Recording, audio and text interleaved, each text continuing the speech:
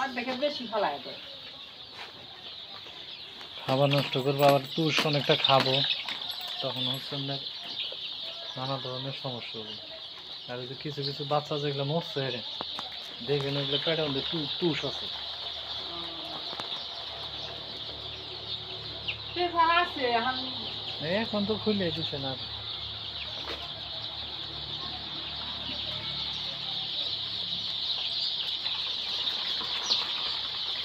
40-50টার মতো আমার ম্যানেজার আমি এই মুরগি পালন দেখে অনেক ব্যাঙ্গে পড়ছিলাম, আমি ডাক্তার পাঠাই না কিছু না।